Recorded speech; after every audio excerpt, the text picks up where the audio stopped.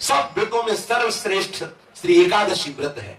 समस्त विश्व में कोई ऐसा नहीं जो एकादशी व्रत की महिमा न जानता हो। एकादशी का प्रादुर्भाव और एकादशी जी की जो महिमा है उसके विषय में थोड़ी चर्चा करते हैं। सतयुग में शंखासुर का पुत्र मुर नामक दैत्य हुआ। शंखासुर को भगवान विष्णु ने मार डाला। इससे मुर को बड़ा दुख हुआ। इसका बदला लेने के लिए वो वन में जाकर मुर दैत्य घोर तपस्या करने लगा। उसके तपस्या से संतुष्ट होकर सर्व सामर्थ्यशाली भगवान ब्रह्मा जी उसके समीप आए और उससे कहा कि तुम वरदान मांग लो।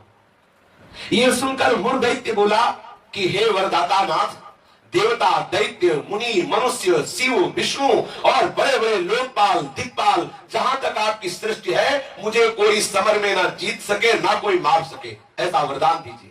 इतना उसने तप किया मुर दैत्य ने कि भगवान ब्रह्मा को विवश होकर के ऐसा ही हो तथास्तु, ऐसा ही वो कहना पड़ा।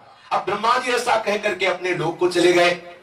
अब जो असुर है वो वर पाकर के बड़ा बलवान हो गया। जिस लोकपाल के पास जाता ललकार कर उसे परास्त कर देता, क्योंकि मर सकता नहीं।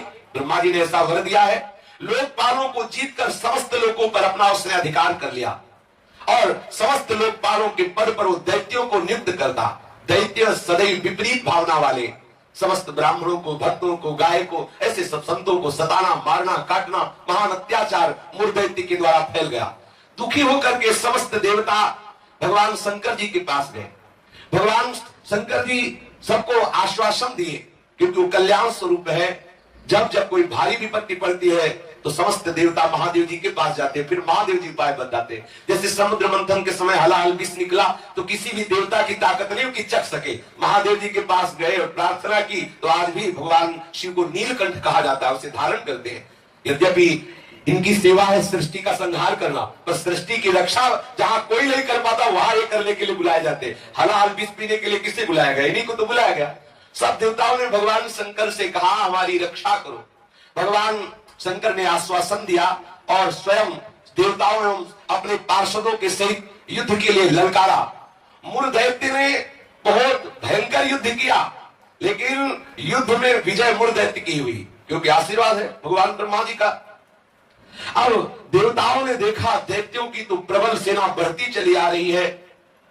अब भगवान श्री हरि का स्मरण किया, भगवान विष्णु का कि हे नाथ आप ही रक्षा कर सकते हो।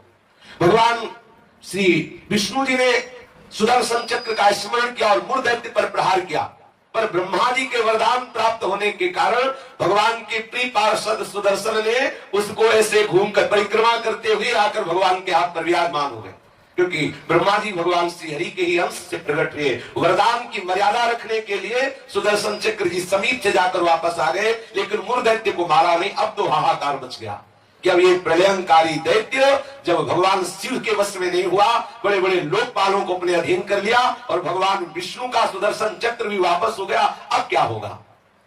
सब देवता भगवान विष्णु से प्रार्थना करने लगे। भगवान श्री हरि अद्भुत लीला बिहारी है। भगवान विष्णु युद्ध छोड़कर भाग चले।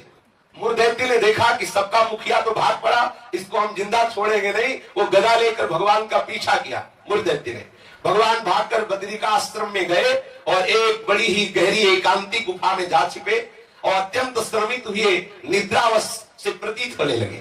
मुर ने गुहा में प्रवेश करके दहाड़ लगाई, कहां है? भगवान विष्णु को संबोधन किया, कहां है तू?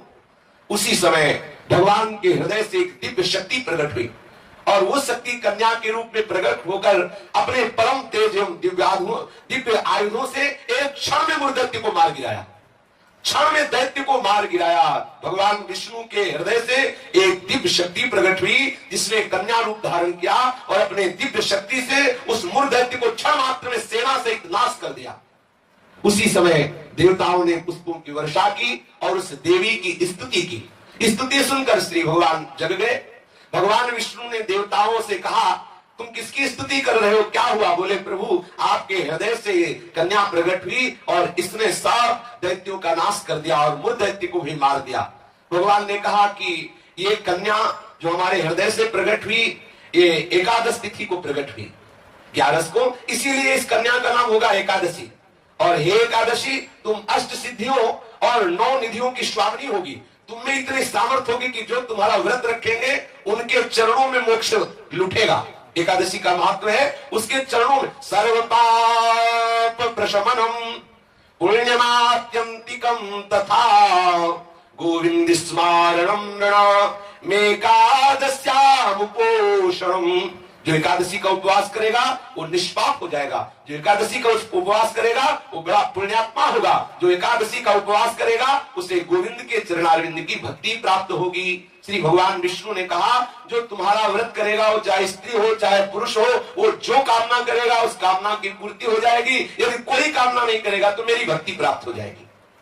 एकादशी व्रत 3 दिनों के साथ होने वाला बताया। दशमी से व्रत का उपक्रम शुरू होता है और द्वादशी को उस व्रत का उपक्रम पूर्ण होता है। जो एकादशी व्रत रहे उनको चाहिए कि दशमी की तिथि में वो कांसे के पात्र में कुछ पावे ना, मसूर की दाल न पावे, कभी मांस का स्पर्श भी न करे, पाने की तो बात जाने दो, चना न पावे, कोदो न पावे, कोई साग न पावे और शहद न पावे और किसी दूसरे के द्वारा दिया हुआ भोजन न पावे और 2 बार भोजन न पावे और मैथुन न करे। ये दशमी की तिथि में ऐसा नियम धारण करे। फिर के दिन ऐसे नियम से रहे कि कांस के पात्र में कुछ पावे ना, मसूर की दाल न पावे, मांस का स्पर्श भी न करे, चना न पावे, कोदो न पावे, कोई साग न पावे, शहद न पावे, दूसरे के द्वारा दिया हुआ कुछ न पावे और दशमी को 1 बार भोजन करे, मैथुन क्रिया न करे। तब एकादशी के दिन ये नियम ले कि कभी जुआ ना खेले, ना किसी को खेलता हुआ देखे। एक बार दृष्टि पर जाए हटा ले, जैसे लोग ताश वगैरह खेलते। एकादशी के दिन नींद न ले, एकादशी के दिन पान न खावे, एकादशी के दिन दातून न करे, एकादशी के दिन किसी की चोरी न करे, हिंसा न करे, किसी के साथ मैथुन न करे, कभी क्रोध न करे और झूठ न बोले। ये एकादशी के दिन ये 11 कार्य ना करते हुए बोले फिर निरंतर स्मरण प्रियालाल का करते हुए, भगवत स्मरण करते हुए फलाहार पावे तो 1 बार पावे, वो भी थोड़ा पावे। अब हमें तो लगता है कि जितना और दिन पदार्थ पाने को नहीं मिलते उतना तो एकादशी के दिन बोले अमुक की खीर बनाओ, उसकी कूटू की पकौड़ी बनाओ और उसका सिंघाड़े का हलवा बनाओ, ये वो। अब एकादशी का मतलब क्या है? अरे 24 घंटे उपवास करो या तो बहुत बहुत जल पी लो, बहुत लगे तो 1 बार कुछ फल या कुछ ऐसे साधारण, वो भी उतना की 1 दिन में मर थोड़ी जाएगा कोई। जो एकादशी